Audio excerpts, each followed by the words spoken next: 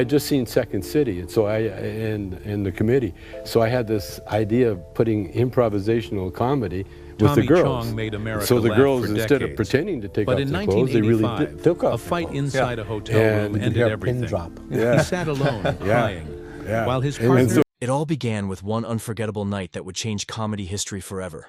For years, Tommy Chong and Cheech Chong had been the inseparable comedy duo who brought laughter to millions. They were legends, best friends, and creative partners who helped define a generation's sense of humor. But behind the laughter, tensions had been building for years. Arguments about money, creative control, and loyalty. It all came crashing down inside a quiet hotel room. After another heated dispute about their future, Cheech walked out, and Tommy sat alone, staring at the door that would never open again. For the first time in decades, the man who built a career on laughter found himself in tears. What fans never knew was that their breakup wasn't just about creative differences. It was about betrayal, money, and heartbreak. The night everything unraveled became the painful turning point in Tommy Chong's long and complicated journey. Tommy Chong's story began far away from the glamour of Hollywood. He was born on May 24, 1938, in Edmonton, Alberta, Canada. His father, Stanley, was Chinese and had come to Canada to work on the railroads. His mother, Laura Jean, was of Scottish and Irish descent and had been working since she was just 7 years old. Life for the Chong family was full of struggle and poverty. They lived without electricity or plumbing in a small place his father jokingly called Dog Patch. When Tommy was only 3, his world fell apart. His mother was sent away to a sanitarium after catching tuberculosis. His father went off to war, and Tommy was placed in a Salvation Army home for abandoned children. There, even kindness came with reminders that he was different. He was often called the cute little brown boy, a label that made him painfully aware of his mixed race in a world divided by color. Those early years taught Tommy how it felt to be an outsider, a lesson that would shape his humor and resilience for life.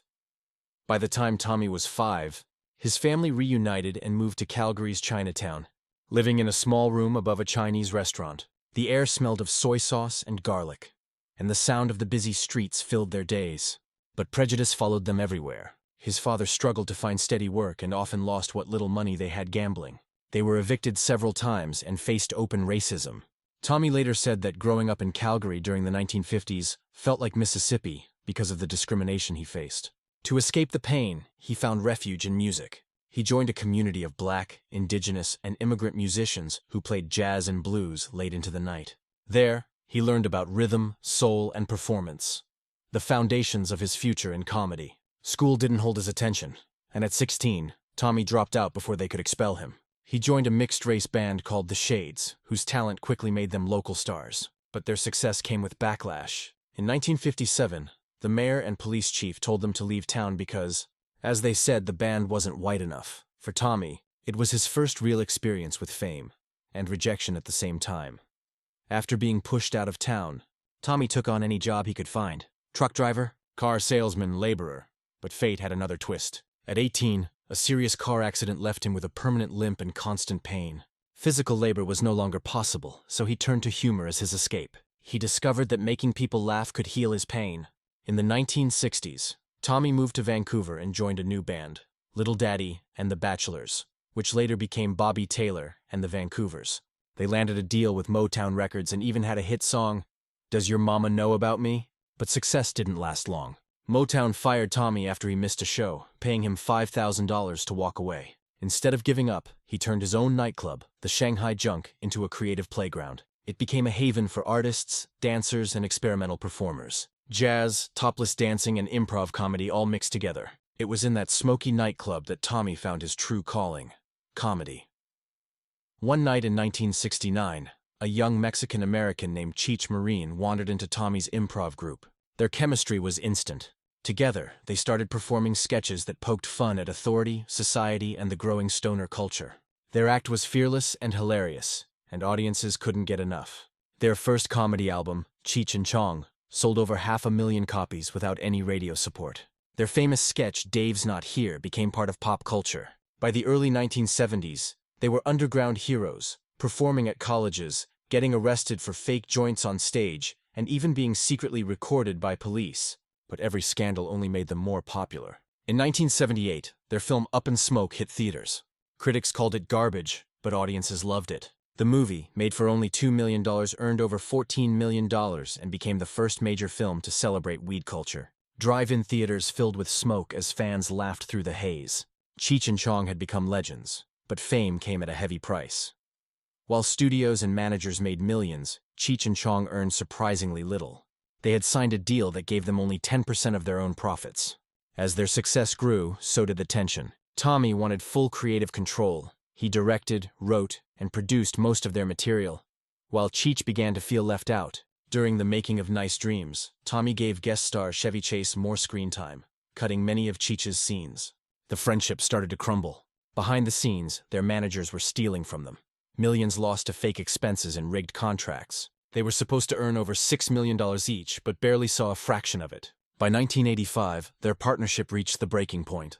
While filming Get Out of My Room, Cheech confronted Tommy about money and control. That night, the two men who had built an empire on laughter ended their partnership in silence. Tommy cried in his hotel room, realizing he had lost not just his partner, but his brother. After their breakup, Tommy tried to go solo. But without Cheech, things were never the same.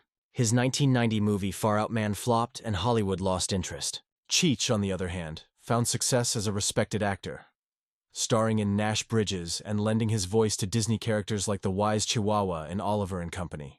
Meanwhile, Tommy drifted between small roles in low-budget films. Then, in 2003, disaster struck again. Federal agents raided his home as part of Operation Pipe Dreams, a $12 million investigation targeting people who sold glass bongs online. Out of 55 people charged, only Tommy went to prison. Prosecutors claimed his comedy had mocked law enforcement. To protect his wife and son, he pleaded guilty and served 9 months in a federal prison. His cellmate was Jordan Belfort, the real-life Wolf of Wall Street. Prison changed Tommy. He came out disillusioned but stronger, realizing that his life's work had always been about freedom and laughter. In 2012, Tommy faced another battle, this time against prostate cancer. He refused traditional chemotherapy and instead relied on hemp oil, diet changes, and faith. A year later, he declared himself cancer-free. But life wasn't done testing him. In 2015, he was diagnosed again, this time with rectal cancer. Surgery left him with a permanent colostomy bag. He struggled with constant pain, depression, and weight loss. Yet through all the suffering, Tommy never lost his humor. He joked about his bag on stage, saying it was a real pain in the butt. His wife, Shelby, stood by his side through every operation and every dark day. Laughter once again became his medicine.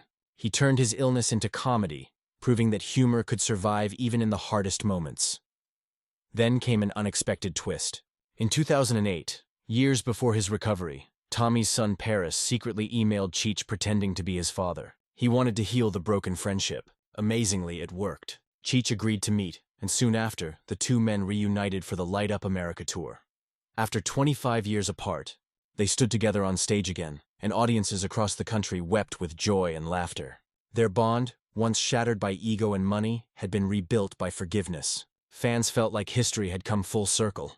The duo's comeback proved that even deep wounds can heal when pride is put aside. Now, in 2025, Tommy Chong is 87 years old and still performing with Cheech Marin. He runs a thriving cannabis brand worth over $100 million with dispensaries in nearly 20 states. He has turned his pain into purpose, using his fame to fight for legalization and promote medical cannabis. All marijuana is medical, Tommy says. Laughter and cannabis saved my life. From a poor child in Alberta to a comedy legend and cancer survivor, Tommy Chong's life has been a long journey through hardship, fame, and redemption. He lost friends, fortune, and even his health, but never his spirit. His story reminds us that no matter how dark life gets, there's always something to laugh about. Because for Tommy Chong, laughter truly was and always will be the best medicine.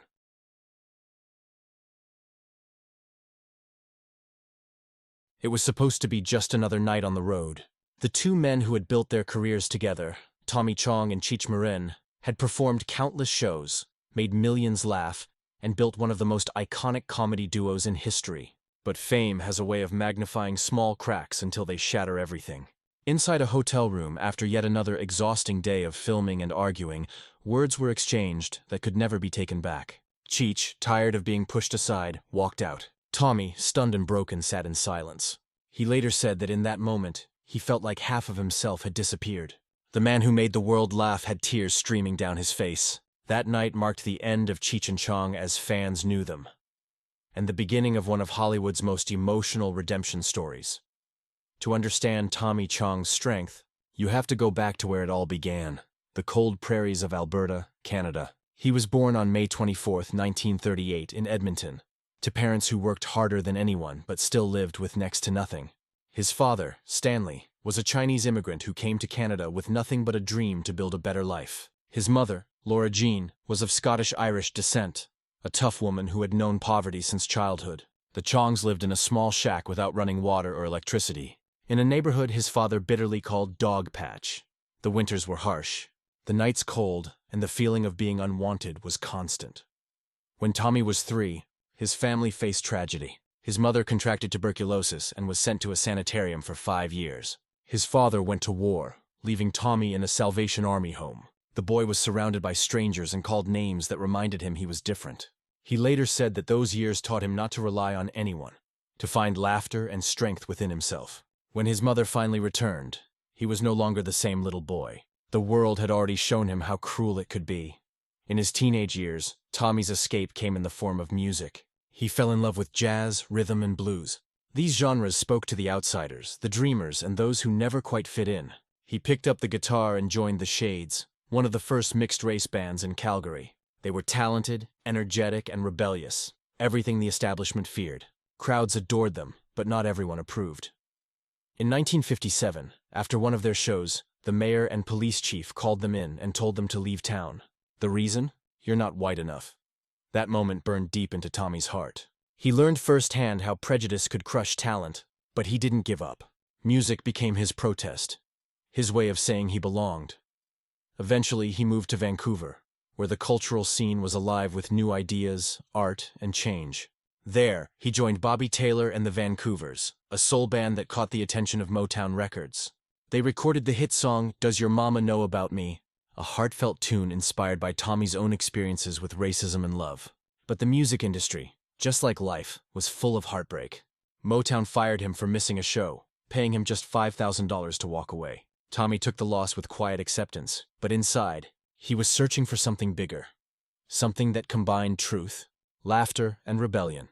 With his band career over, Tommy returned to his nightclub in Vancouver, the Shanghai Junk. The club was small, smoky, and alive with energy. It attracted musicians, artists, and free thinkers.